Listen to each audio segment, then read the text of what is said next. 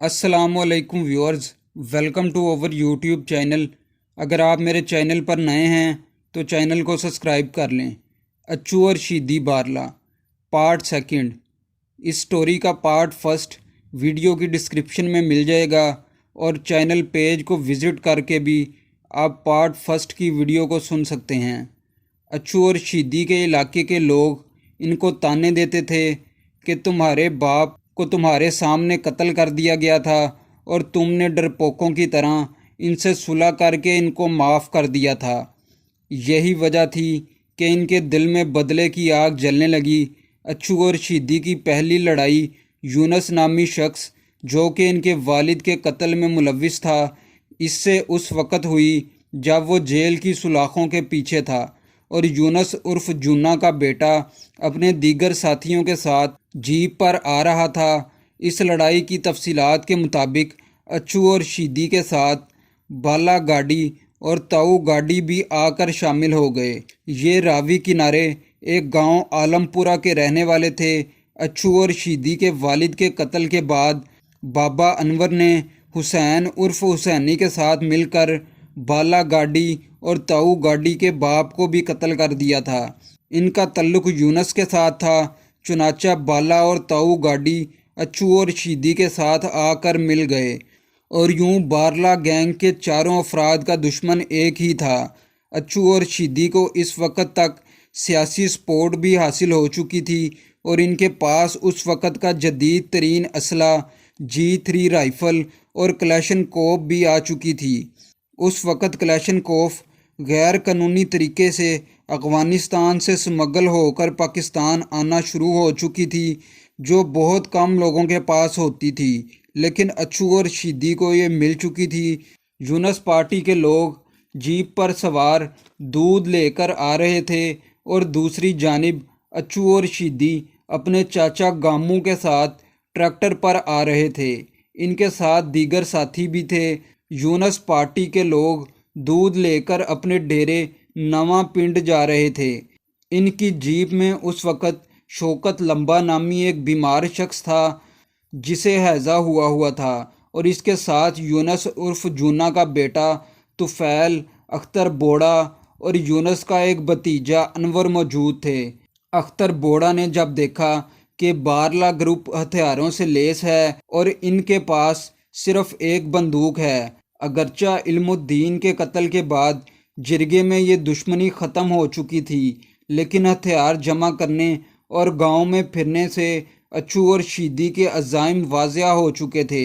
जब दोनों पार्टियां आमने सामने हुईं तो अख्तर ने अपनी बंदूक से एक हवाई फायर कर दिया, जिस पर अच्छू और शीदी ने जवाबी तौर पर फायरिंग शुरू कर दी। इस तरह एक दूसरे पर डायरेक्ट फायरिंग शुरू हो गई। यूनस पार्टी के पास एक ही बंदूक थी, जल्द ही जिसकी गोलियां ख़त्म हो गई।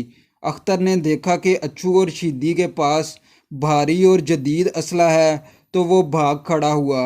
बंदूक यूनस के बेटे तुफैल ने उठाई और भागते हुए अख्तर को कहा कि कारतूस का एक जोला तो फेंक दो।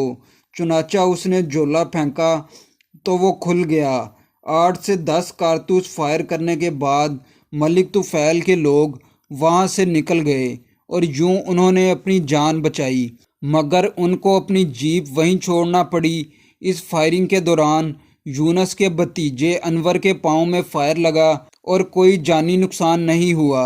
इनकी जीप अच्छू और शीदी ने कब्जे में ले ली और इस पर सवार होकर इसे गांव में घुमाते रहे और हवाई फायरिंग करते रहे।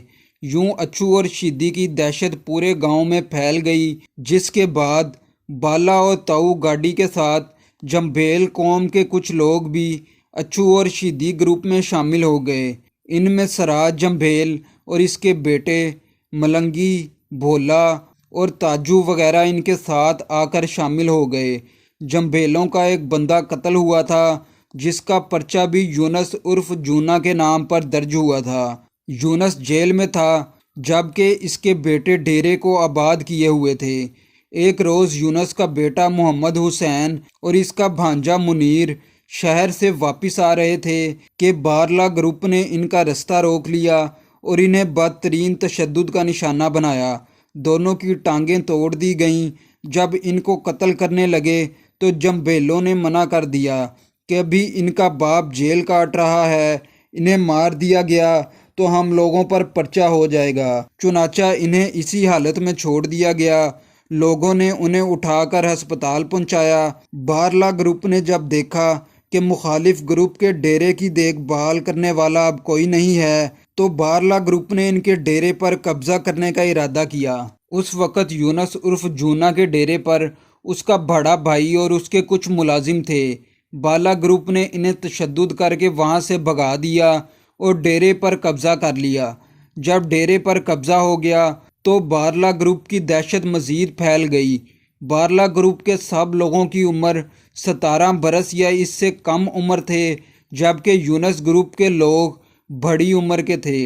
حسین عرف حسینی عالم شاہ پوریا اس دوران گاؤں چھوڑ کر دوسرے علاقے میں چلا گیا۔ ایک دن جب وہ یونس سے ملنے جیل گیا تو یونس نے اسے کہا کہ تم نے ڈرپوکوں کی طرح اپنا علاقہ چھوڑ کر اپنا ڈیرا بھی بارلا گروپ کے قبضے میں دے دیا ہے۔ اس پہ حسین عرف حسینی عالم شاہ پوریا نے یونس سے کہا کہ وہ بارلا گروپ سے اپنا ڈیرا بھی واپس لے گا اور علاقے جا کر اپنا گروپ بھی مضبوط کرے گا۔ چنانچہ وہ گاؤں واپس آیا اور اس نے اپنے گروپ کو خفیہ طور پر مضبوط کرنا شروع کر دیا۔ اس کے گروپ میں جب 12 سے 15 لوگ شامل ہو گئے تو وہ اس طاق میں تھا کہ وہ کسی طرح اپنا ڈیرا اچھو اور شیدی سے واپس حاصل کرے۔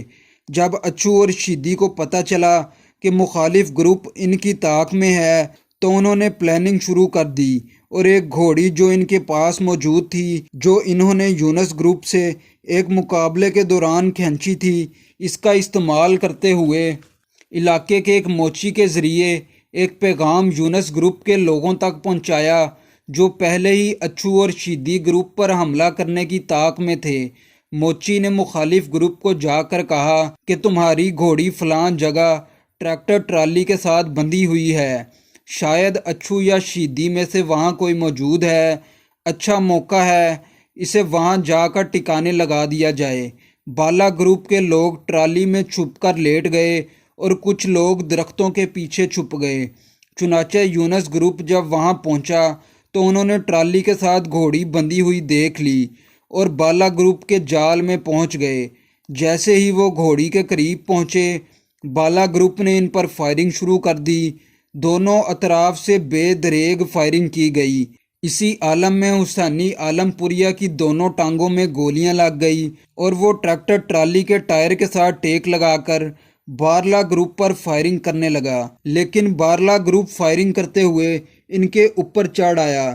مخالف گروپ بھاگ نکلا، جبکہ حسینی عالم پوریا ایک شخص نے اپنے کاندھوں پر اٹھایا اور کسی محفوظ مقام کی طرف لے جانے کی کوشش کرنے لگا، مگر اس کو بھی بھاگتے دوران فائر لگے اور وہ بھی گر گیا۔ حسینی عالم پوریا نے اس سے کہا، تم اپنی جان بچاؤ، میں تمہیں کور فائر دیتا ہوں، میں بھاگ نہیں سکتا، اب جو ہوگا دیکھا جائے گا۔ اس سے آگے کا واقعہ قسط نمبر 3 میں پیش کیا جائے گا۔ تو ویورز، مزید سٹوریز کے لیے چینل کو سبسکرائب کریں اور چینل پیج کو وزٹ کریں۔ Thanks for watching our videos.